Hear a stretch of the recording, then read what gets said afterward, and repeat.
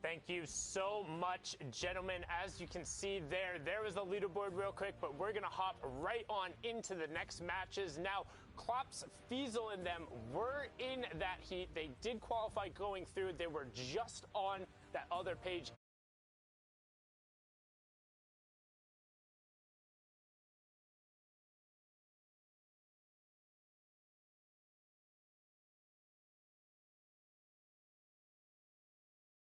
And since there was no money on the line today there, that's what it's all about. So the performance is, you know, you're there, you're playing in it. For anybody that did not follow the heat and layout format of the entire event, go to Google and ask. They will help you, I promise. Meanwhile, we are in Game 4 of Heat 2. The Middle East region still, you see in the top right corner of your screen, just a quick little reminder there, the very beginning of this game. We mentioned Tilted Town earlier. This is one of my favorite personal drop locations right now. Really? Oh, absolutely, because even with the lack of building, you'd think there's nothing you can farm here, you can't break anything. You can still make it out here with quite an arsenal, a ton of materials, and heals for days, because the limited loot pool really does focus a lot of the energy into just a handful of different things you see here. Picking up grenades. You've got shockwave. Basically you're going to land on a pump every single time.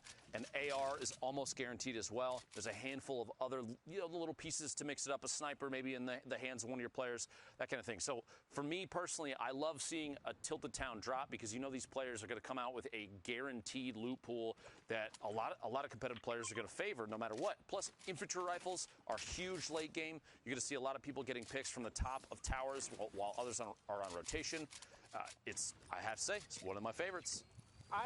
So I don't disagree. I'm a fan of kind of landing near it and then trying to poach through it and seeing like whether or not it's been looted, or to catch somebody. You're that guy on the hill that shoots at me. Well, if I'm rotating around in through occasionally, but like in terms of dropping there, the one thing that sticks out to me, I'm a big fan, and I play a ton of solos. Like, solos is definitely my main game plan. Like, I hate when I get in a situation where I felt like there wasn't anything I could do. And like, if I'm rotating through, like, there are certain angles in Tilted Town where there is a solid like 2 to 3 seconds where if somebody has a bead on you, you will get 200 to 0, period. Yep. And for that to happen to me, like any time that is more than 0 in an arena match or in like a competitive match or in anything is unexcusable for me. Like, I love avoiding those situations and not putting myself in a spot. But with that being said, we can see tons of people opting to go here and taking fights. Right now, Ranger getting the drop, picks up Classy, and then immediately into double pump swap. Those were great shots, and only one of his teammates has been full elim, so he might be able to get over there and save Nightmare as well, but he's trying to track the other player. Does take just the edge of it, and Disco. See the attempted push there. See if they can pick up the last second hit. 120 from above. Might not be able to connect, and it can't. Ranger picking up the trio of eliminations. Able to get the revive on Nightmare, and hopefully pick up on Obito here in a second and go grab the card and get that revive and tilt it down. Nicely done. Yeah, and now that they're fully uncontested, they knew there was another team there, Tilted Town becomes much more appealing, right? Now you know the only way you're going to get picked is somebody coming through the outsides, and a lot of people will not actually venture in. People will look down and see, is anyone there? If yes, shoot. If no, let's go anywhere else. Immediately after that last elimination, the Discord call that they're in right now, they all just went nuts. Absolutely went nuts. And I don't blame them. A three-piece right there as Rangers defending his trio is huge. They do, like you said, they pick up Tilted Town uncontested now. Now, they may not realize it from, we can see the minimap that there's nobody else there, and there's no one else looking for a third-party opportunity from up on a hill, like you were saying you like to do, which makes me no longer your friend, Sundown. It's okay. It's just kidding. But this is a really good spot for them now. They can move back into town, pick up as much of the loot that is here as possible. You see they're splitting minis and any other shields. It's going to be material share, that kind of thing. It's a great spot for them to be in right now. Now we're going to hop over to one of my favorite drop spots, both as a split drop in trios and a drop in solos, is the Hot Springs with the fishy. Speaking of the fishy, there it is. Yeah, able to pre-edit going through, but there's 2 different chest spawns in the fish. There's 2 chest spawns over on the beach. There's 2 chest spawns up top. There's driftboard spawns up top and over in the other sanctuary. And plus, that driftwood that's over by the hot springs is 27 a tick. But as I say that, Deadshot gets dead-shotted right away. This is the problem with this drop. You're saying it is literally a required split drop, so you have people, your trio is. Not everybody's near each other, and right there, Deadshot being too far to the east ends up paying the price. Not a good look early game in Game 4 for this trio. Yeah, but normally you're supposed to sprint over here or have a teammate drop over at this science spot immediately, because this is a great source of both metal and brick with 2 different chest spawns. And not having control of this, you typically will sprint over here with the driftboards, but they ran straight into a fight. Godlike takes a ton of damage right off the bat. No shields left to him. Tyrax has to box himself up, and they're in a tough situation when he has really good loot. He does. He does indeed. Decent spray, no pump, but the tack is still good enough to make a difference. Meanwhile, Godlike Launchpad does have that campfire, but gonna use a single grenade, knock out the structure. Looking for a quick edit through, switching a spray, can't quite find a bead on anybody just yet. Tyrax still rotating around inside as well. Basically trying to play keep away at this point. They're stuck in a 3v2 situation. Godlike getting punished from above. Gonna have to try and hold that wall. A ton of metal, which is fantastic. It does put the campfire down. But you're looking at a situation where we might have, oh my gosh, got the edit, the trap placement. The second one down, oh my lord! Did. Are you kidding me? On the spot. Godlike, that was Godlike. Such good heads-up play. Ends up getting 2 pickups there, 2 eliminations. This just went from a 3v2 to a 2v1 in their favor. The good old dodgeball swing there. Might as well have caught the pass. Now they're trying to find it. Tyrax took some damage there. They know the opponent's nearby. Another great follow-up. Some shield tags from Godlike. Finds the 103, and it clears up Hope. They do have driftboards nearby. There is a med kit down there, so it should hopefully be able to keep Tyrax in there, but it burned through a lot of their other resources. On the other hand, you now have the loot from that trio, and we already said they were decently kitted. 3 points going over to them, and having the driftboards mean they should be safe now. Godlike with a double trap placement play to literally swing that from being outnumbered to 3 eliminations, a launch pad, and the opportunity to escape. That is a big shift. That being said, no matter what, because the distance that Deadshot was from the other 2, they're stuck at a duo now. No chance to grab the reboot card. They're going to have to make their way into the safe zone at this point, especially because they are so far out. You see kind of the curve. They're going to have to make it past Loot Lake all the way down here to get into the safe zone. And that's super dangerous because you're going to have a number of different teams who are funneling in towards that north side and then looking to continue to rotate out or to about face. And driftboards are loud. That's the one thing about them. While they are very mobile and they're fast, you can hear a driftboard from a mile away, and if somebody does get a bead on you, these players are very good. They won't miss. You will take damage. You'll either have to hop off and then be stuck and being storm held, or just continue to find a way to break line of sight and hope they don't send you into one of those ridiculous spins that you can't recover from. Tilted down. I know the spins you're talking about. Tilted down, still inside this next safe zone. Look at the move from circle 2 to 3 here in a minute 40. Quick little tag and some stinks inside. Sure the loot share is going on. 142 builds. No eliminations for this trio of Pancakes, Sir Panda, and Clipper. You do see all the way to the top of your screen right now a small tower built up on top of that hill above Shifty Shafts. That's basically center-ish of this next safe zone. So that team, whoever's up there, is in a good spot already. You mentioned the drift boards. You see the outline of players flying in. Adapter and Obede both on them right now. Looks like Kakarot might be the only player in that trio that does not have a drift, and he may run into Clipper and Pancake here in just a second. I would expect shots if they think it's a good timing. Oh. Right here in a second. Wait for it. There it is. The countdown, and they start beaming. Looks like all the way to white damage at this point. The knock. Kakarot away from his trio. Is caught on the outside, quickly eliminated as Obede and the other teammate sitting on top of that campfire at this point. Really weird that he didn't cover his back. Like, I figured he at least would have like tried to ramp push himself forward a little bit, or like just toss a wall in that direction, but it seemed like he couldn't really tell where it was coming from.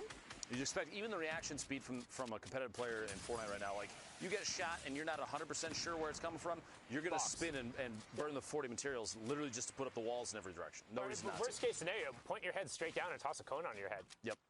But now honestly, I hate these fights. These fights irk me more than anything because there's so many spots in Shifty where there's a lot of little angles. Is occupied. But now a great little hop through for a Clipper, but then he gets clipped himself. Pancake trying to do everything, does pick up Adapter, and that's another trio going down. So now 3 elims for them, but 2 revives that need to happen. And there's a number of teams there, but Pancake will be playing medic and get this one taken care of. Well done on his part. 3 eliminations now, 24 points total. We're at 27 trios.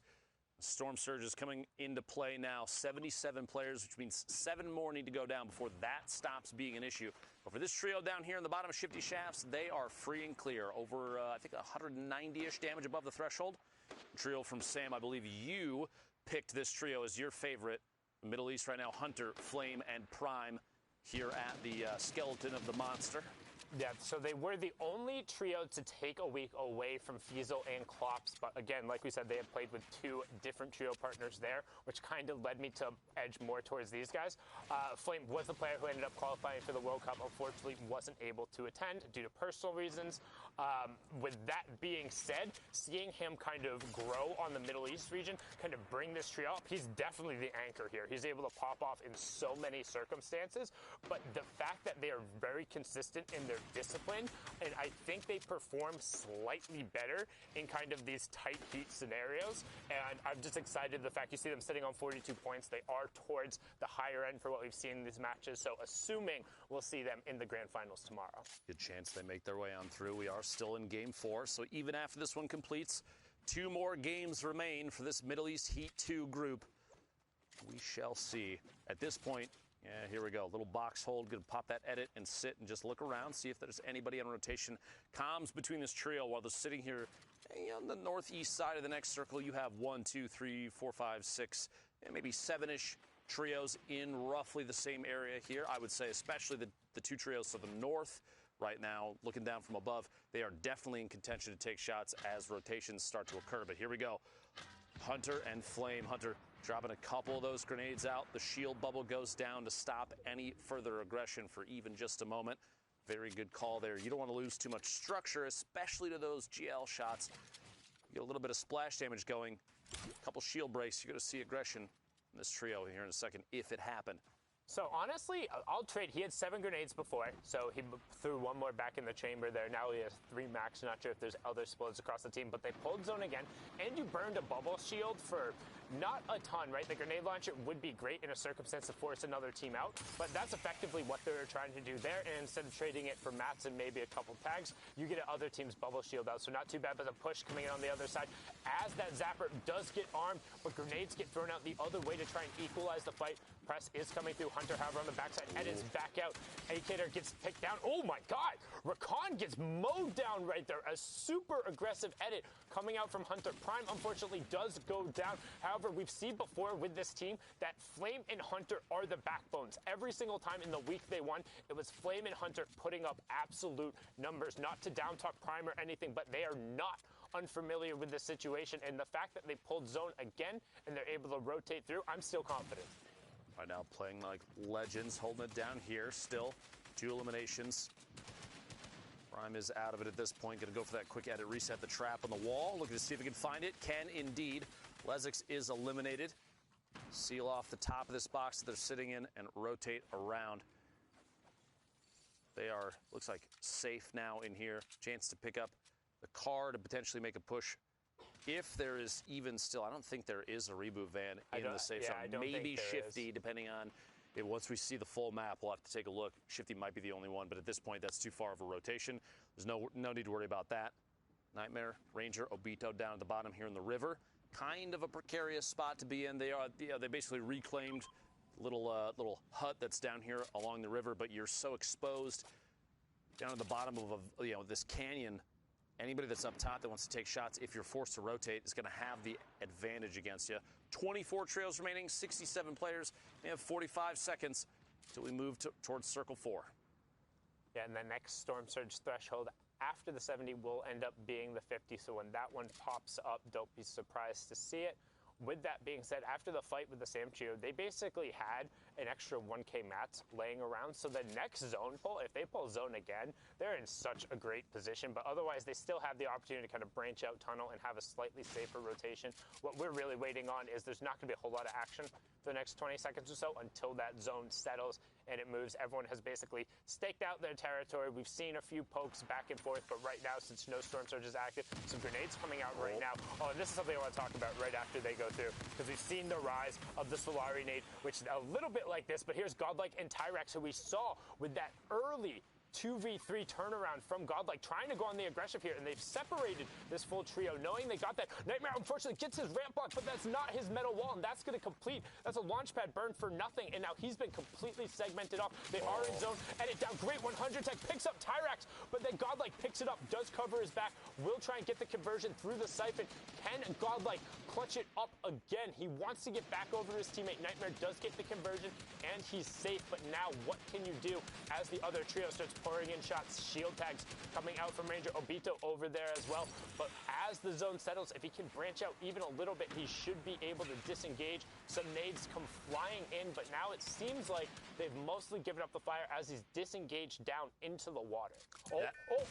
As I say that, this might be some of the most aggression we've seen between two trios that, honestly, with the position that they were in previously, it even surprises me that they pushed for this, because coming from the west side of the river, they didn't even have to get in there, but Tyrax gets capitalized on, goes down. Godlike, Tyrax, the trio eliminated. But I'm just saying, like, they were a duo and they just pushed on a trio and they didn't necessarily have to. It was a chance for eliminations, and it ended up, it got them one, but it paid the price. Now they're out of game 4. So what Obito did there, it was sick, by the way, because when he put down the metal floor as the revive happened, both character models stood up at the same time, and they were force phased through. Yep. So you either crouch down and they own the wall and you can't go anywhere, or you're just stuck with a wall blocking basically the entirety of your screen, and you're looking up and getting headshotted, which is what ended up happening there. But the aggression coming out from a singular nade tag when you pulled zone again, like, if the PG boys had just boxed up, like, they'd be set. And they'd be good, but the aggro coming out, trying to play the aggressors, did get the pick onto Nightmare, but Ranger and Obito saying, nope, not today. They'll get that one.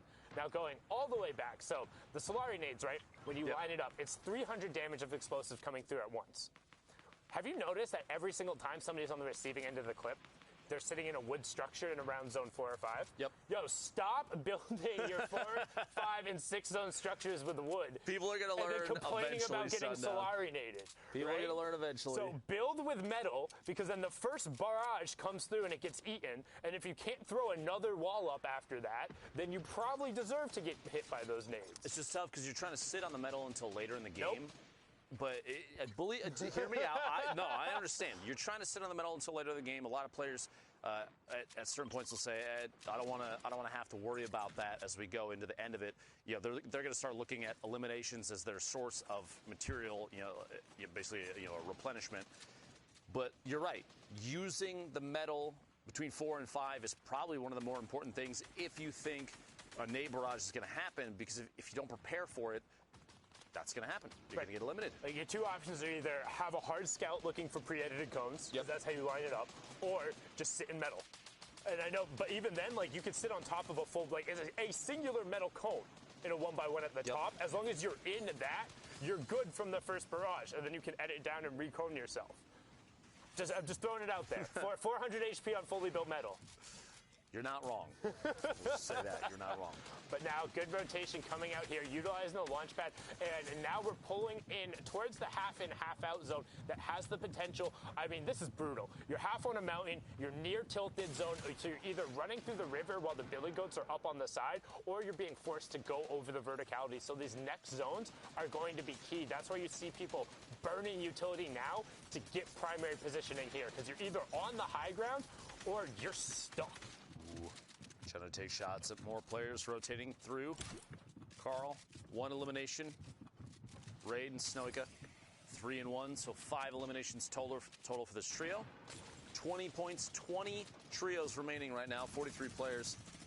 Well ahead of what the damage threshold is thus far, especially if Carl continues to hit tags, if they even have to worry about it at this point.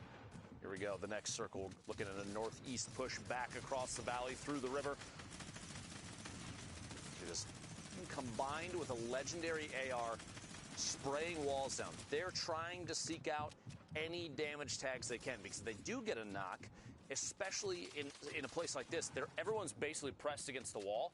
You're looking at a chance where someone else is going to try and take shots at that too. Plus, Carl has 12 RPGs. Here we go. Wait for that edit. See if you can sneak one in and get a ton of damage. You have 12. You need to start firing these off. Honestly, can't take them with you. Oh, there you go. Can't take him with you. As you see, he gets the 120 tag there and immediately going to start reloading. He knows people are going to move. Launchpad does come out. Good little archway edit, but oh, yeah, there you go. That was actually such a great move to get up on the high ground on the far side. Now start firing those babies off. Punish these players who are trying to rotate through right now and take advantage of your superior positioning. But right now, instead, just going to get themselves settled in the fact they're sitting on 5 elims and they have great positioning right now over the rest of the lobby. Bubble shield on top of the launch pad to prevent the immediate laser. So good little combination there and showing off the versatility of that new addition. There we go, taking their rotation as well. Carl all the way up top. Number of players rotating on through there too. Tuna potentially going to take shots. This trio tries to make their way in, looking for a spot to land. Carl's going to get forced all the way down underneath a tree, basically the low ground with this many players above. 13 trios remaining at this point, which means one more needs to go down, and then placement points come out. A solid rocket! Ooh. Are you kidding me? Right through. What an angle there as Carl picks up at least, let's see, 2 knockdowns. Minor and unique, both knocks. You see in the feed up there. Which means one player left. There's the eliminations come out. Vinti is the last one to go down there, and this shockwave to put him at the forefront of the storm. Very, very key. Looking back down underneath, still 10 more RPG shots. Feeds one through. Another trio of 121 damage hits. Another one. Oh my gosh, the feed just does not stop for Carl, finding knock after knock. Raid does go down. You see, got to be eliminated, so they're down to only a duo. But building forward, one right in front. Another elimination there, up to 5. Great awareness, too, to turn now with that AR towards the line, seeing the player rotate and drop down, catching him, and now he worked directly back up to Snoika. So all of a sudden, they're back together, and they're one of the few duos who is still left. Everyone else is pretty much a solo rider. You can see Flame still in the top left. Carl picked up another elim. That's another rocket finding down. No marks there, but then gets it with the AR tags. Top 4, but he gets picked up. Still 7 RPGs in there, but he had great efficiency there. Dropping down, there's one duo left. Otherwise, it's all solo riders. 11 elims from Snoika and his trio. Nobody wants to fall here. You want to get into top 2. There's elim number 12. There it is, and there's top 2 as Ziad goes down. It's Obito versus Snoika there. Can he close it out? Unfortunately, pinned against the wall. You have to go forward. 7 HP, but it's a wall of tack shots coming up there, sprinting straight into Obito and Ranger, the duo who is able to clean up that fight in the river, turns around the resources, runs the lobby. 13 elims, 15 points for the VR, 28 points there. That was pretty impressive, Zeke. What do you think? I mean, look, anytime you can knock out 28 points in a single game, you're feeling pretty dang good, and I'm pretty sure the Ranger trio here was feeling pretty good after that. Now we're back here. We're joined by Shai because he's got some pretty incredible plays to take a look at. Yeah, the main thing with Obito that I saw was crosshair placement. It was actually insane from what I saw. The way he kind of manipulates each environment he's in on where he wants to place his crosshair is amazing. So we're going to break that down real quick. We're going to get into it and see exactly how things go. Checking out the replay right now, we're going to be in Tilted Town with Ranger. So at the moment, he's going to be looking top down, making sure his crosshair is always in the middle because he knows builds actually won't come out. It's really cool to see as well, dynamically switching his spacing on where he is. We'll see a shockwave or an enemy come out from the actual house he's in. Instead of fighting him, he gets boogie bombed. He's going to go up, make sure that whenever he's going to be pumping through, it's going to be a guaranteed headshot from the top down. More pellets will actually hit in this engagement. So very good, very fast cleanup. You'll notice every pump shot he takes is a direct over 100 damage because of where he places his crosshair. Right now we're checking out his another person in the region as well. He's going to be going up and around Thunder. Carl actually moving in and out of his box on different layers. You'll see that he actually sees a lot of the zone, so when he actually jumps up with the shockwave, he can see exactly where he's going. Then we tune in back with Obito, just standard up end game, but once again, that crosshair placement from both these trios, knowing exactly what layer they're on and where to look. There's no confusion whatsoever on exactly what is going on. So off mid ground, you want to look up a little bit, but most of the time, your crosshair tilted down, looking exactly where the enemies are. Another plus 100 pump coming through. Once again, no confusion. RPG, look for more elim points down below. Easy shots taken, a little bit of an overpeak, but the clutch factor is always there. Once again, positioning perfectly, taking your time. The crosshair, I will keep stressing it, is so good. Just being at the perfect position possible. Less work for you, more expected, insane plays, high accuracy. It's amazing. Man, Obito, Ranger, and Nightmare. Now, Nightmare unfortunately was taken out, but still, an awesome game from them. 28 points. Obito really manipulating the chakra of his enemies there. If you get it, you do. If you're not, that's okay as well.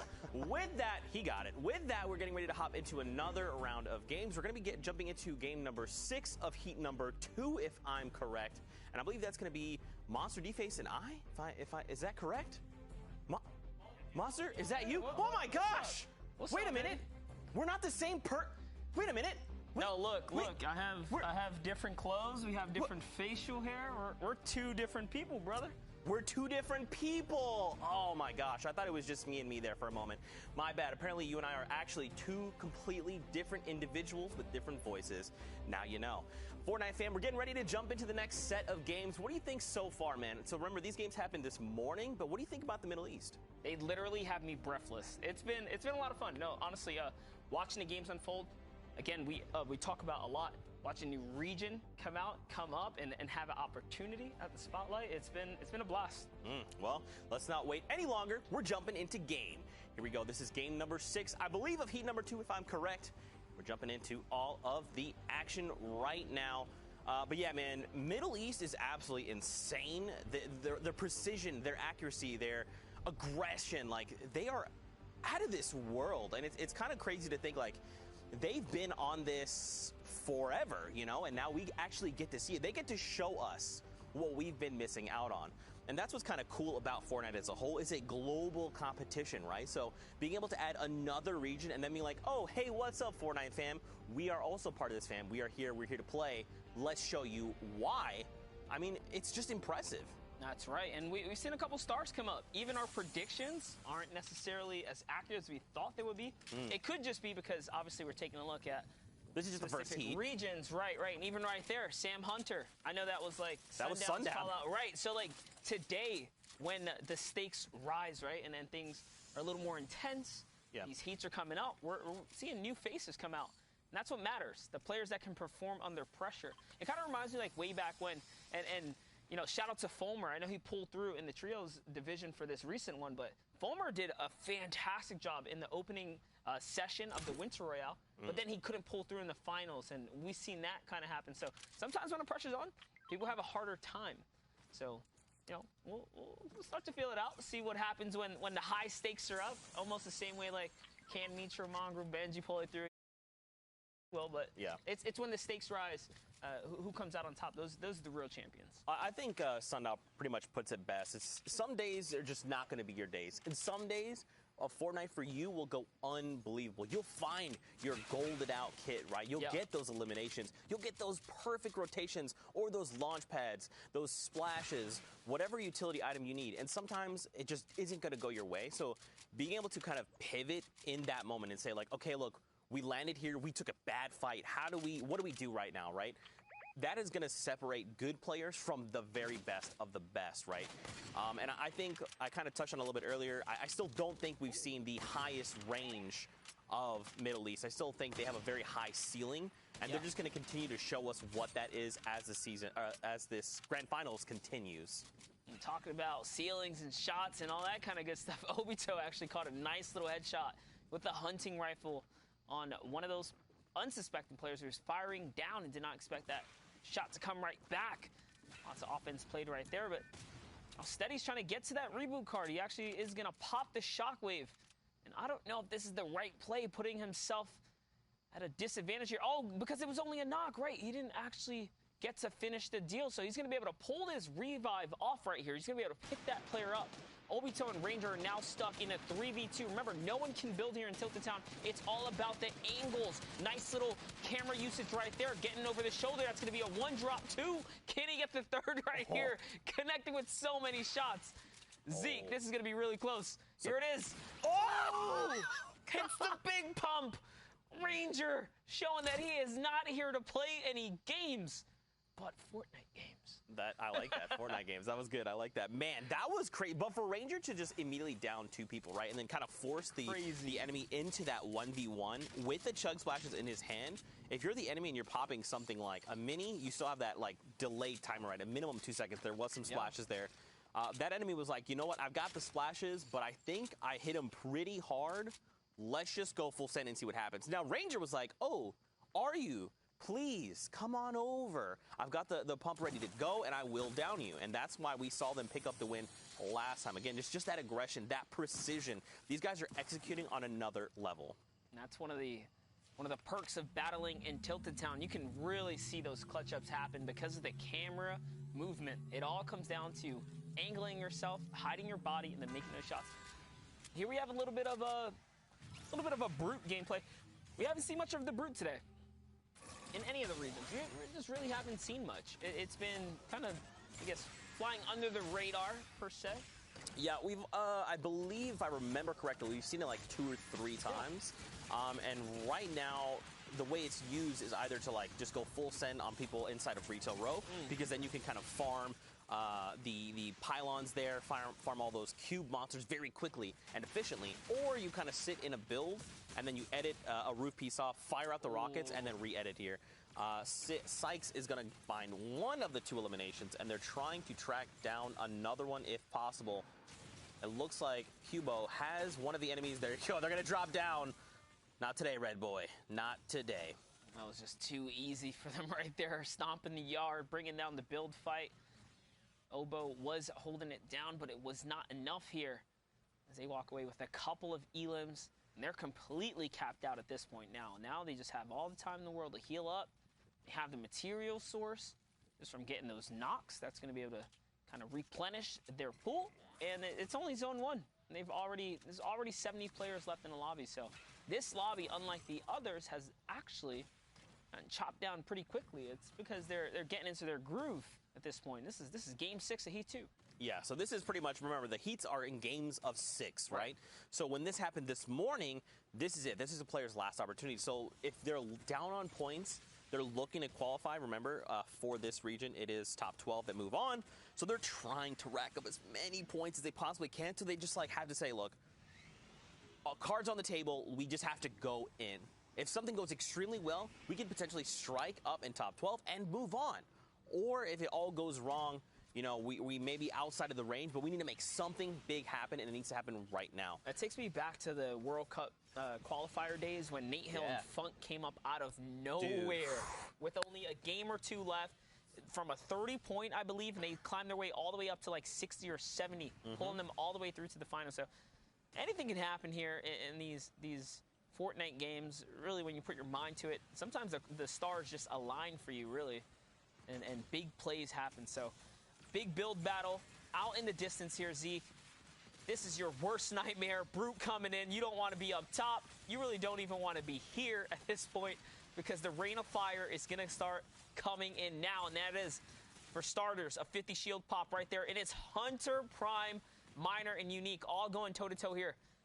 And Hunter's already down. Prime's out. That's it. Well, Sundown, how right were you on those predictions, my friend? Actually, he's very correct. He's still he's correct. Really good at his job. But yeah, the Sam remaining duo there was picked up in the crossfire, and now they're looking to try and track down the last few players. That laser designator coming out telling you, hey, rockets are inbound toward you. You might want to make a move as quickly as possible. The thing about the Brute is, don't forget, it is like, if you just beam it down, you can either laser out one of the drivers, which is, but look, I mean, just them focusing down, they've already destroyed 500 HP from the Brute. So if you literally just turn it down and laser it, it's going to just blow up, right? And that's the thing is, I think people haven't quite, like, adjusted to the fact, like, oh, you can actually just beam this thing down, right? Because your first intent is like, I just got to get away from it. It's like, no, literally just look at it and beam it down. I'm telling you, like, even with a minigun, you'll just shred it. You'll see that, like, on NA East or a lot of the other competitive regions, especially the European and North American regions, they see a mech on the field, they turn, they alter. The server almost unanimously decides, hey, we're gonna fire at that. Take that out. Get that out of here. Yep, and that's kind of the kind of focus fire you need In situations like this, when, like you said, that team was running, they paid the price. Lost the player immediately. The team on the mountain was firing down. Had they all just focus fired, that thing would have been gone. Right. These players would have been exposed, and it would have been a 2v3, right? Because, look, their third is so far away. He's over here still working on the builds and stuff, looking for loot. And we did eventually see the Brute go down, right? Because it was that team up high that did eliminate the Brute. But like you said, man, if it had just gone a little bit faster, those guys had just said, we just need to laser this thing right now, it would have worked. Now look at this, though. This trio, the Lil Trio, they're trying to get their way up right now. iXon is trying to go Lil for high. Fly, Lil Daddy, Lil Exxon. There you go. You gotta love it. Just a bad player gets knocked right there. I mean, look, it's not a bad player because you made it to the Heat, so you're True. pretty dang good. You got to change your name, all right? Come up with some new names, and we'll circle back to you. But yeah, they're going for high, trying to isolate and eliminate this team if possible. But looking at the minimap monster, there's still, I mean, there's a trio down by the ravine here. If they decide they want some of this action, we've even seen one of the little triangles looking. You know what? It's not worth it. We're looking over, but Exxon actually threw that shield bubble down, giving them a little bit of breathing room. And if I'm not mistaken, whatever team was climbing up there, unfortunate for them, but they went up and one player got heavy sniped, and then the bad player was shot down. Not to call him a bad player, but that just is his a name. bad player. That's your name, buddy. Yeah, he was shot down by the AR, so the focus fire really not going in their favor right there. They came up at the wrong time and paid the price for it. But here we have Exxon just chilling up above. Whatever threats that were lingering about have now moved out, and they're chilling. They're doing really good for themselves. Zone 2 underway, going into 3. The storm's already moving. They have to roll too. They're not safe just yet. Yeah, I mean, they doesn't look like they have anything in the means of mobility. They're great on builds, though. Almost capped off, just missing some of that wood material there. But we can't even see where the new safe zone is. If you look at the bottom right minimap, once you can start to kind of see the edge of that circle, you're like, okay, I don't actually have to go that much farther. But right now, we still can't even see it. So this circle must be, it's got to be far.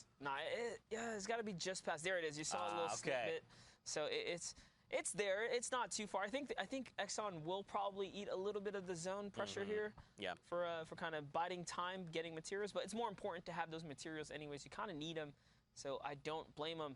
Now jumping over to Baguette, IOV, and Cursive. They're actually in the best spot possible right now. You saw the team we were just keeping up with, the little homies down on the river over there. The little homies. The little homies. There it is. Do you remember? Do you ever remember those little homies?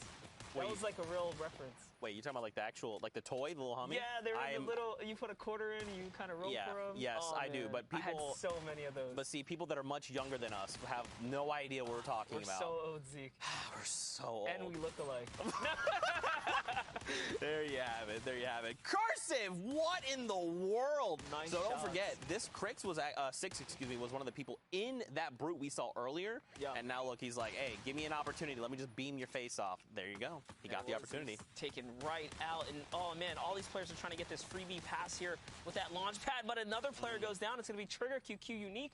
He's going to get taken out. Cursive putting monstrous pressure up with the scoped AR, which a weapon we just do not see shine enough.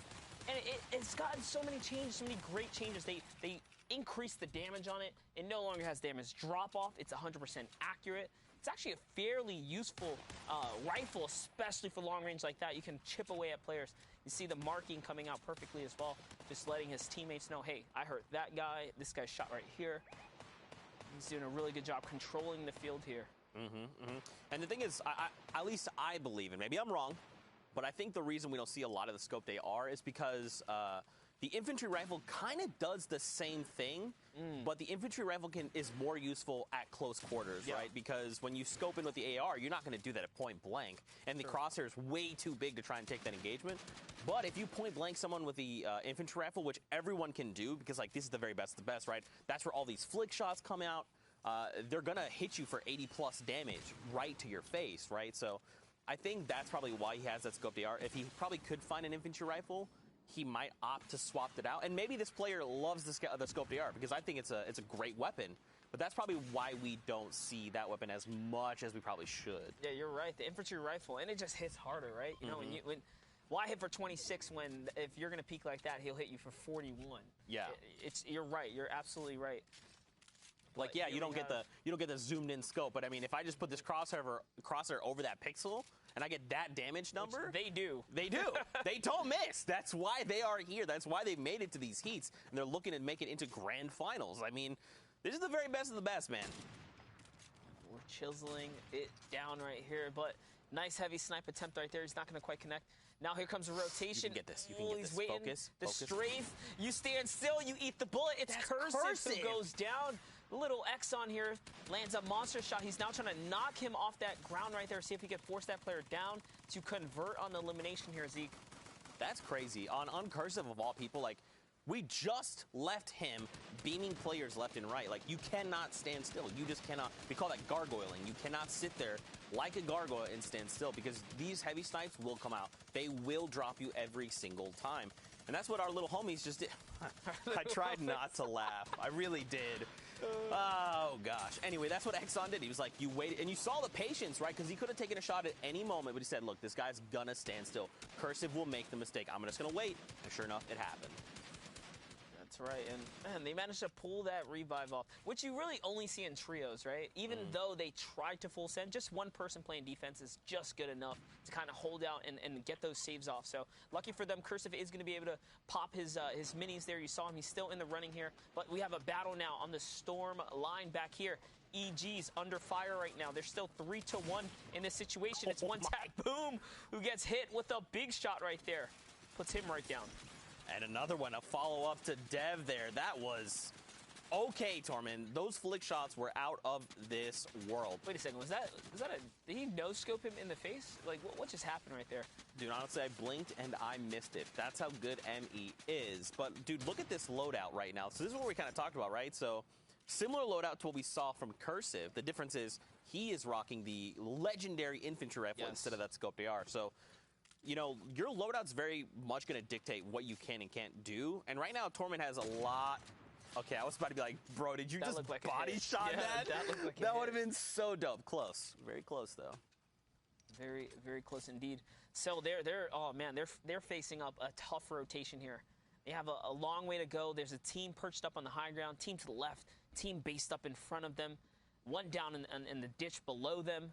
This is a struggle of a rotation. I mean, they do have shockwaves, and look, they're looking at the extra mass. They're looking at the extra trap in the zone like, hey, buddy, is it worth it? Like, we kind of need this. Okay, lucky for them, they do have a launch pad. They're going for that immediate launch pad play.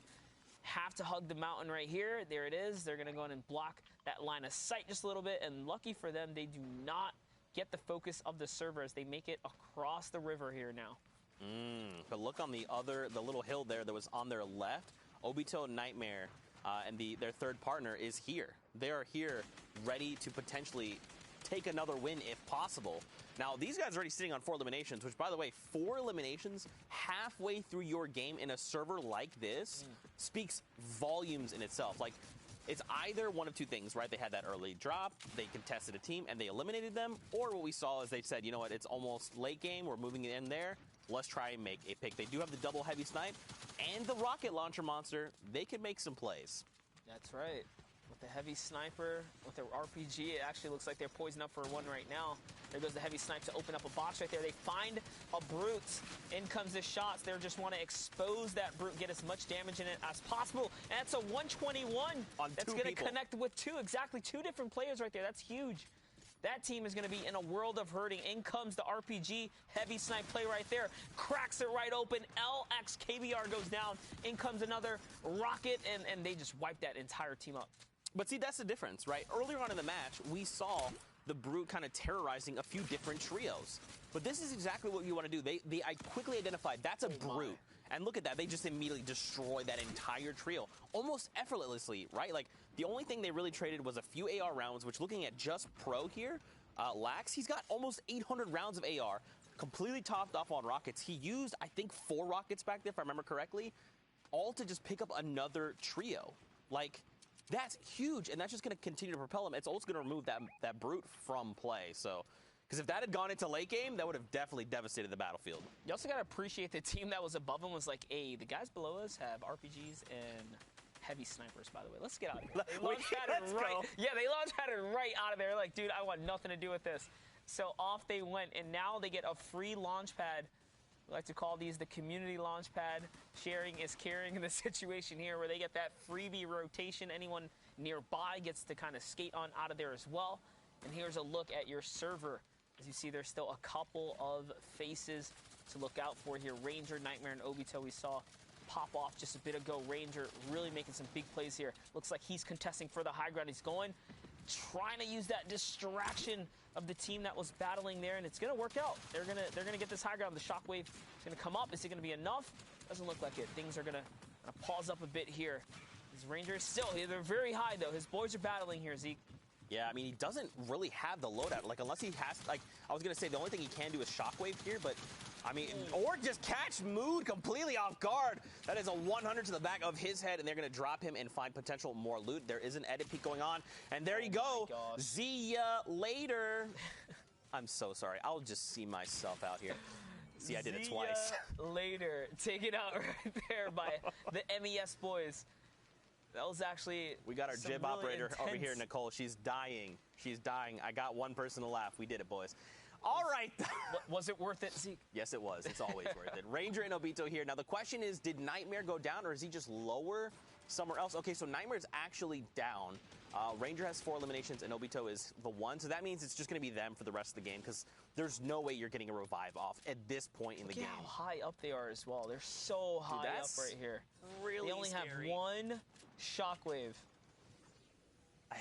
This is too scary. But, I mean, they got the elims while on the high ground, so you know they just replenished a ton of material. The question is it enough? Oh, no, God, the rocket! It's not enough. No, the rocket, you got a lot. Yep, there it is. They saw it coming. He shockwaves right off. He still manages to land on high ground, and more shockwaves are now coming out. But him and his duo that remains from this trio here are left alone to battle this server out.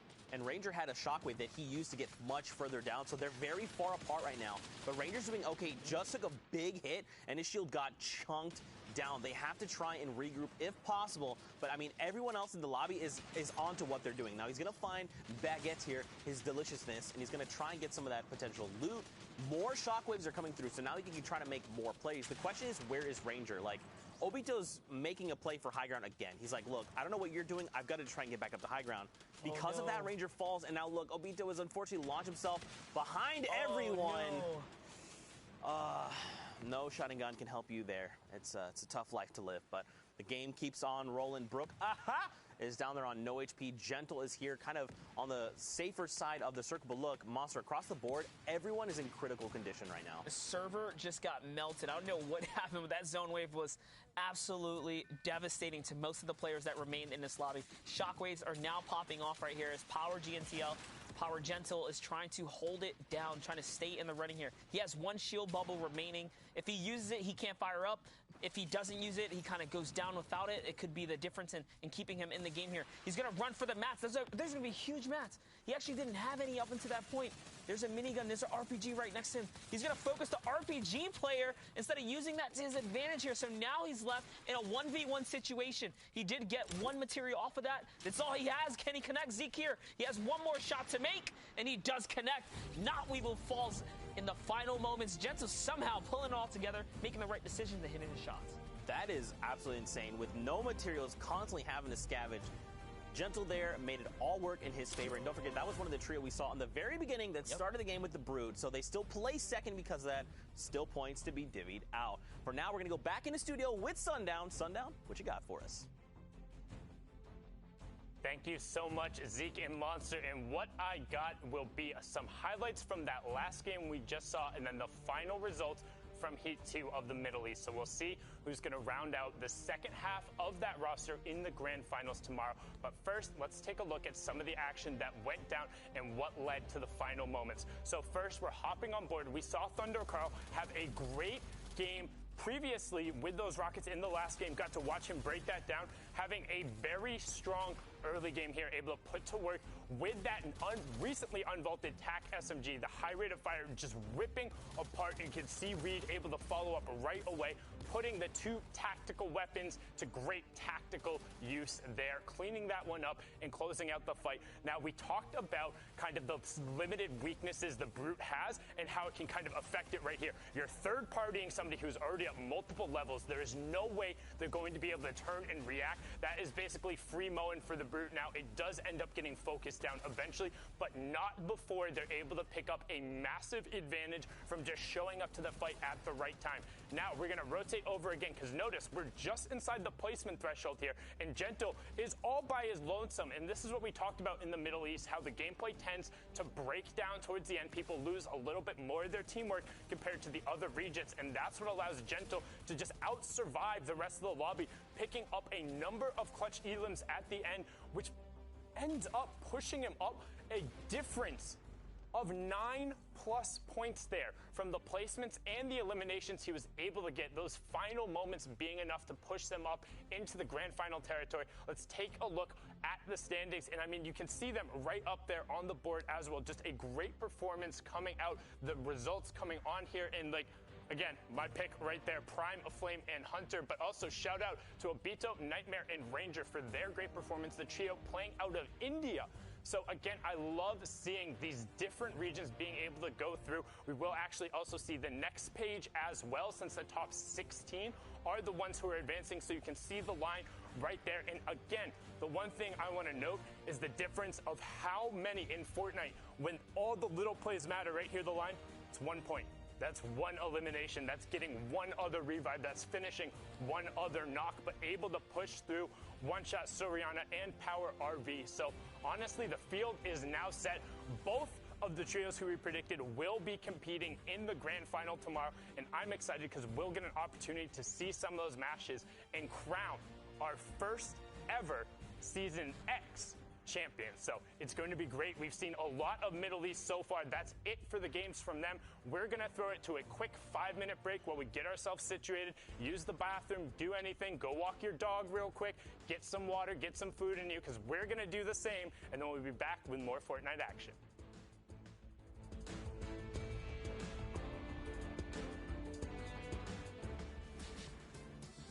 Hello, family of Fortnite. AlotTW here, and throughout the Fortnite Champion Series, we're going to be trying to get more acquainted with the world of competitive Fortnite. Today, we're going to be discussing the 3 different stages of a competitive Fortnite game: the early game, the mid game, and the late game, and what different players have as their goals during these stages in order to achieve the ultimate goal, the Victory Royale. Let's start with the early game. Also called the looting phase, this is where all players are attempting to secure their chosen landing spot and maximize their loot potential. In competitive Fortnite, every game matters, so players try to strike a balance between high loot opportunity and safety so as to not waste a game by being eliminated early. Do you drop at a high loot POI like Retail Row or Paradise Palms? Or land at a safer POI on the edge of the map, where less players drop because of less loot? Regardless, the goal is common. Whether you take a passive approach by looting safely on the side of the map, or an aggressive and risky approach by letting others loot for you and finding early eliminations. Now that we know what the early game is, what should we be looking out for during this stage? First things first, being contested. The first realization players make when landing is whether you're being contested or not, to prepare for the upcoming possible fight. Trios want to try to force your opponent into the more disadvantageous position cut off from loot potential. Either they have to make a desperation push, or they're stuck with less loot where you can easily clean up.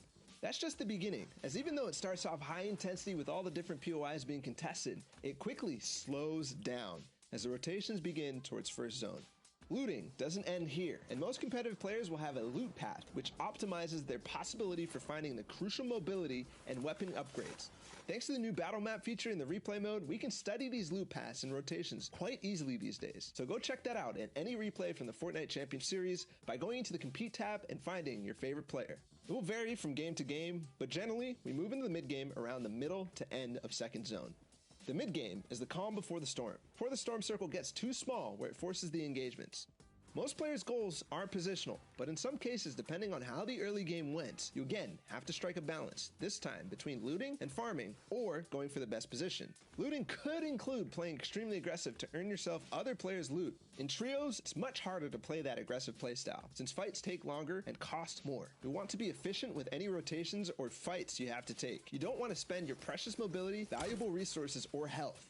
This is why you'll see a lot of the top players look directly for center zone in the mid-game. When you're in the center zone, you end up giving yourself the most chance of being in the next storm circle when it gets revealed. You'll then have to go less distance and thus spend less materials. Finally, the endgame, the most exciting, hectic, thrilling, and difficult part of competitive Fortnite. Experiencing an endgame can be confusing and hard to process, but it will also be one of the most rewarding and fun times to play and watch. This is when you take all the advantages you built in the early game and the mid game and use them to push yourself to a victory royale, and also find as many eliminations as possible. In the current Fortnite Champion Series format, every elimination matters, just like it did in the World Cup.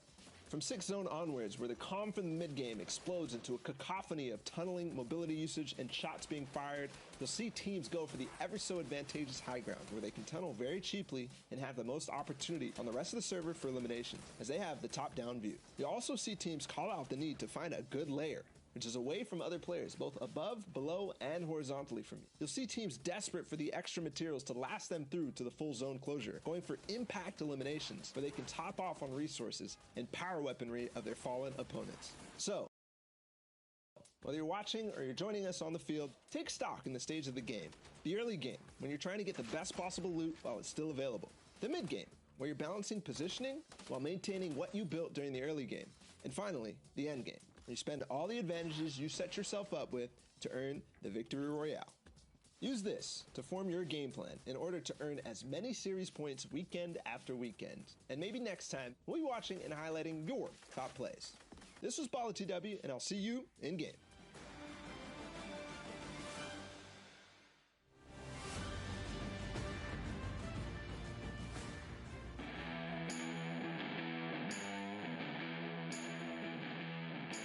What's up, everyone? Sundown here to bring you the latest installment of Plays of the Week. The final opportunity to qualify for the Fortnite Champion Series happened over the weekend, and a number of players were able to push their way to the top and make some spectacular plays. Let's dive in and see who popped off. Kicking off Plays of the Week, we'll start with Kurtz down in South America as he lets no targets get away and says, "Not today."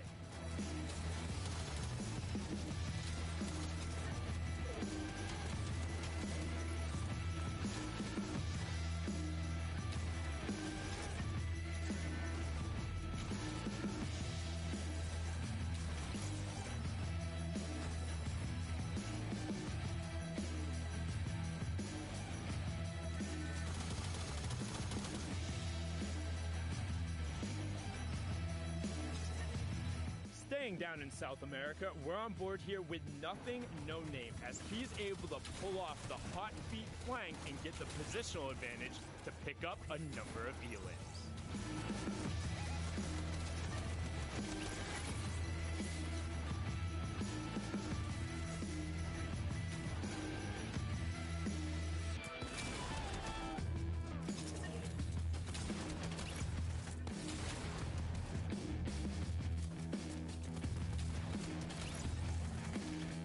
Next, popping over to the Middle East, we have M. Siddig on the Tac Attack, going to work and eliminating the rest of the lobby.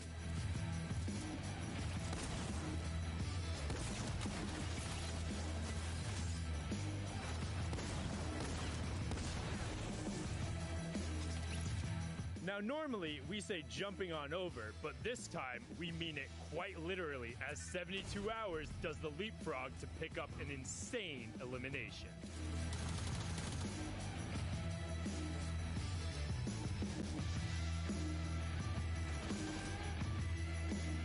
Staying over in NA East, we have the world champion solo player Booga, well, dropping his opponents down a level or two.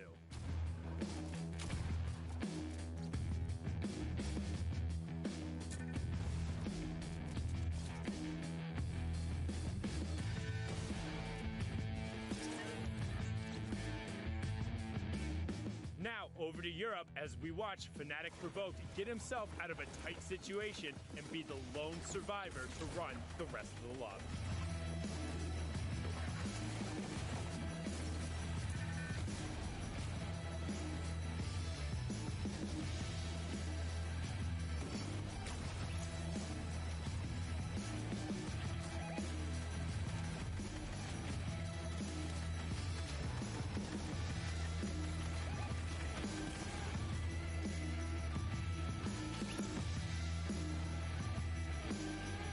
Sometimes in Fortnite, you need to innovate a little bit, and right now Jordan uses everything in his toolkit to pick up 2 quick elims.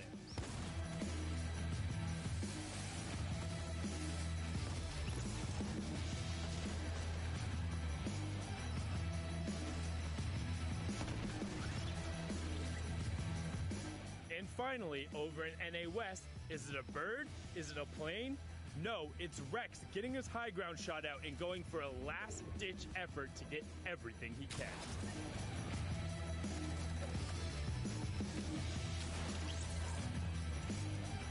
That's it for the top plays from the qualifiers, and the stage has been set as we head into the finals this weekend.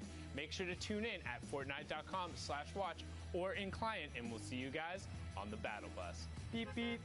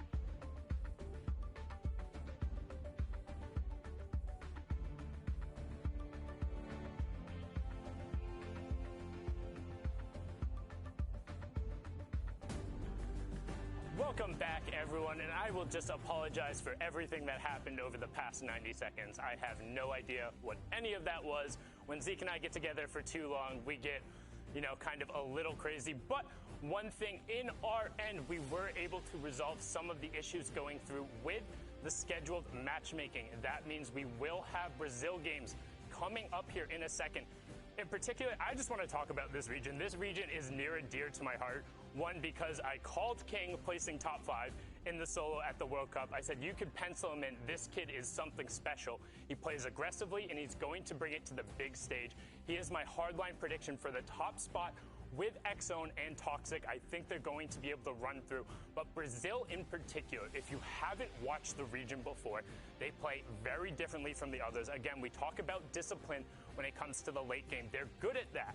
However, the early and mid-game aggression that comes out when they know that they're going to have an advantage on their opponent is utterly ridiculous. We saw a little bit of it coming out from Middle East, but Brazil takes that to a whole nother level. If they see somebody even remotely separated, they will go. They will burn utility to get there and close out the fight, because their thinking is that is a point and we can scavenge anything from them in order to get onto what we need. And I really think it's going to be a good one. You can see there, our predictions are actually a little all over the place. This is one of the few regions where there wasn't really a hardline victor. I would say Brazil and Asia are the two where you've definitively had 5 to 10 teams who can really end up compete coming through. I mean, you can see, as I said, I had King, X-Zone, and Tox at the top. Zeke had Reds, Snow, Avalar, and Techno Viking. Showager picked Mastier, and then C9's Dracons and Blackouts. Monster D-Face had Nyx, D13, and Tuzu and Lupo picked Wishy, Kurtz, and Laleo. Now, one thing you'll notice from all of that, every single one of those teams either had a representative at the Fortnite World Cup in solos or duos, or they were right on the outside looking in both solos or duos. That would be the red squad right there. Techno Viking was one of the BR there. And now one thing I want to kind of talk about as we bring our casters back out is everyone kind of defending their prediction there. So I talked about why I think King is such a talented player in and of himself, and then being paired up with X-Zone, who had got to play on that stage, and then Toxic kind of complements them. But why did you think the red trio, Z? Look, for me personally, we've seen the Red Trio quite a bit. We've seen Techno Viking off on his own with different types of dual partners, and then Avalar and Snow have always been paired together. Now the trio have come and been paired as, well, a trio. We've seen both of these as their separate duos almost make World Cup qualification on several different occasions, and Techno Viking was actually one placement away from making it in. So I think they've had enough time to kind of learn their strengths and weaknesses, and I think in their showing in week number 4, like, they led the pack by a significant amount. And I think because of that, they have the pieces, man. They just have to put it all together. It just has to be their weekend of Fortnite.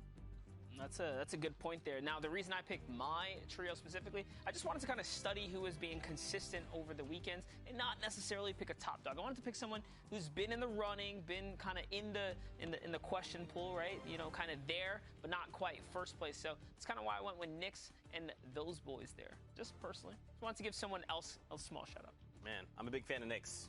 Huge shout out to Nyx. I mean, I'm a fan of the region. As I said, Brazil elevating themselves, getting some additional heat play going in there from the Rage, but the games are ready to go. Enough from me. We'll throw it on over to these 5 gentlemen as we go down under to South America and we begin their very first heat.